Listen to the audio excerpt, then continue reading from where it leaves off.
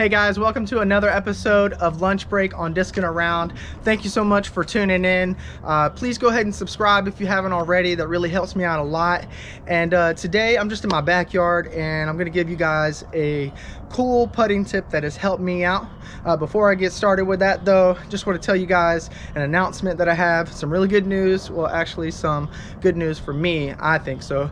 But there's this company out in California that reached out to me. They make designs for clothing and their designs are awesome. They reached out to me and said that they wanted to sponsor my channel because they love my content so far. So this is one of the designs that they gave me. Pretty cool design, right?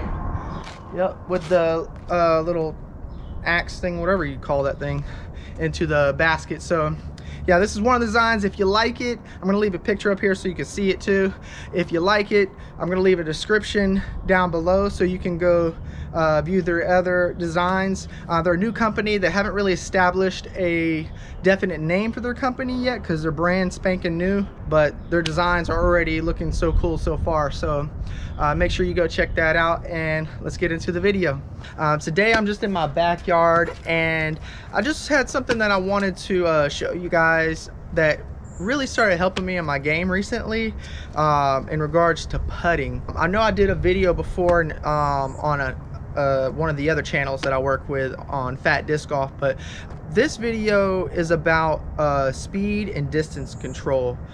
So let me just go ahead and say I'm not a professional, and if you want to go look up my rating, you're not going to see a good number, and that's only because I've only played like 3 tournaments in the maybe 3 years, going on 3 years that I've been playing. There was a guy that actually tried to basically tell people not to listen to me because of my rating, and basically he's just being a hater, and he doesn't really know my backstory, and I haven't been able to play much tournaments because I got kids and a wife, and my lifestyle right now just doesn't allow it right now, especially with most of the tournaments being 45 minutes to an hour away. Hopefully they're going to start having tournaments at my local course, which they did have one, or they're having one in a few weeks, so hopefully they'll have more than just that one, so I'll be able to play more tournaments. But anyways, if that guy is listening right now, stop being a hater, man. Spread some love in your life, and if you want to see me on the course, let's do it, you know, anytime, any day. Actually, not anytime, any day, because I got kids and a wife. We're going to try to schedule it out, you know. But anyways, so there's this thing where people say, you know, putt through the basket, not to the basket. Okay, so I believe that's definitely a good thing to think of, but usually when people tell you that, your mind tends to think, okay, since I'm putting through the basket, I need to putt faster, you know, so I can make it through the basket, right? So I've always gone by that, and what makes that so difficult is, let me give you kind of a metaphor. So, you know, when you go to like the arcade and you're trying to win a bunch of tickets on those machines where you have to try to stop it right at the 1,000 ticket marker? Well, for me, that's what it kind of reminds me of, because I'm a push putter, right? And so I'm going up, right, from my hip up. I don't know if you can see me, but I'm going from my hip up. So the direction of the disc is upward. So I can't just try to slam it through the chains, because I could go above the basket, or if I try to release early enough so that I make the line right, then, you know, I might release too early and it'll hit the cage or hit the basket, so, or the rim, whatever you want to call it. Anyways, that was one problem that I had for a while, and recently I actually found out something that has actually started working much better for me.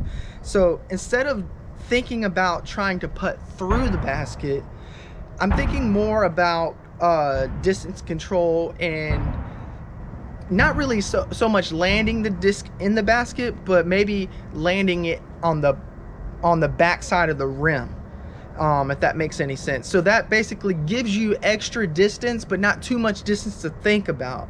Hopefully that makes sense. Again, I'm not a pro, and this might work for some of y'all, it might not work for some of y'all, but it's worked a lot for me, and I've been doing it, and my putting game has increased so much from it. So let's go ahead and get to it. I'm going to show y'all guys what I'm doing, and hopefully you can kind of see the difference. I'm going to show you what I was doing before and then what I'm doing now, and we'll see if it looks any different, and hopefully it helps somebody. So here we go. All right, so the first one, I'm just going to do the way I putted before, which I'm trying to putt through the basket, and I'm going to show you just what it looks like, pretty much, I guess. Here we go.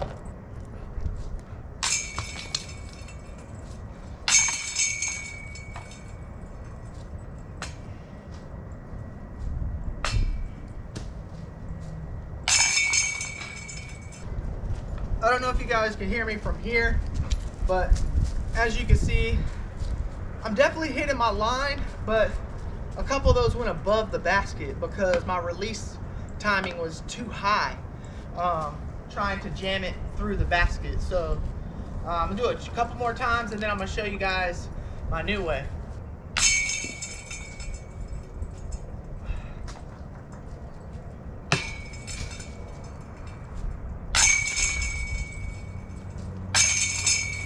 See, when you think about putting through the basket, it just makes you want to putt faster. And it's not all about putting fast, it's about just being smooth and consistent. All right, so it seems that when I'm putting that way, I'm probably putting at like 60% from close to the edge of the circle. I don't want to go too far back because that's where my dog takes a dump all the time, but let's see what it looks like whenever I do my new method. Let's go.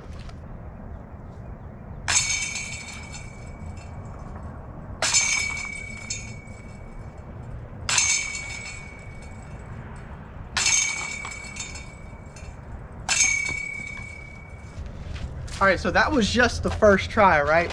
And as you can see, I made all of them except for one. The last one I was a little off my line, but if you saw the previous one, the ones that I missed, I'm 15, 20 feet past the basket, right? And so it's just gonna make it harder. So if you have that muscle memory of distance control and you could be confident in that area, then you don't have to worry about those long comeback putts, you know? And I'm still making more putts. You know, I guess you can call it putting to the basket, but I'm putting to the back of the basket, right? Not putting through it. Don't think through, just think to the basket, behind the basket, if that makes sense. So I'm gonna show you again. Here we go.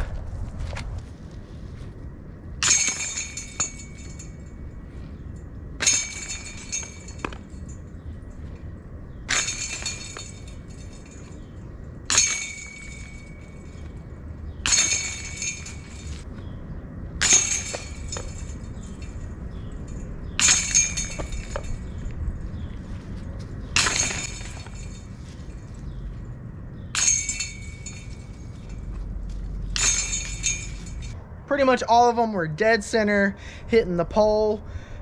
It was much more comfortable. I wasn't having to try to guess when to release or anything.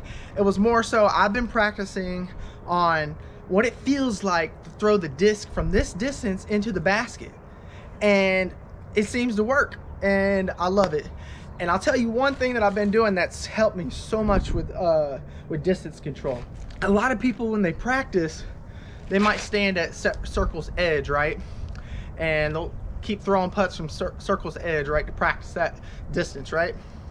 But the thing is you're not always going to be at circle's edge, and the distance from you and the basket throughout your round is going to fluctuate for your putts. So you might be 10 feet from the basket, you might be 15 feet, you might be 30 feet from the basket, you know, in the first three holes or whatever, however you want to think about it. What I've been doing that actually has helped me gain more feeling of the distance and being prepared for any distance that comes my way is don't just sit there and practice one distance the whole time. What I like to do is I'll throw a putt from circle's edge, then I'll step in one step and I'll throw a putt, and then I'll step back and throw a putt, and then I'll step back and throw a putt. and then I'll take 2 steps forward and throw a putt. Throwing myself off the distance so that I train my brain to learn how to putt from any distance without any preparation before it. Because if you're sitting there putting, you know, 10 discs in a row from one distance, yeah, you might miss the first couple and then you get in your rhythm and you start making them, but you're in the same distance the whole time. So, but you're not going to be able to prepare yourself when you're playing in a real round, right? So you need to put yourself in that position to where, okay, I'm not going to get any practice from this distance, so I'm only going to throw 1 shot. If I miss, I'm just going to the next spot, and I'm putting from the next spot. And I promise you, that's going to help you so much to learn how to putt from different distances and making it on the first try, helping you get that feeling. So I'm going to show you one more time the new version. Just watch how smooth and clean and dead center it is.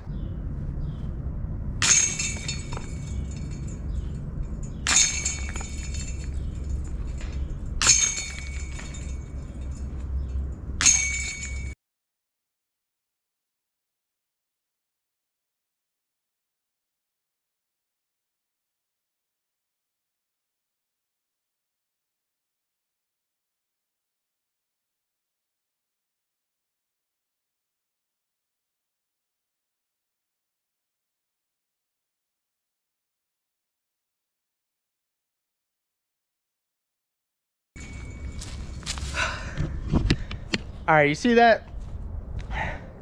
Dead center almost every time. I think the first one was a little left, but I mean, the proof is right there. It works for me. Hopefully it'll work for someone else.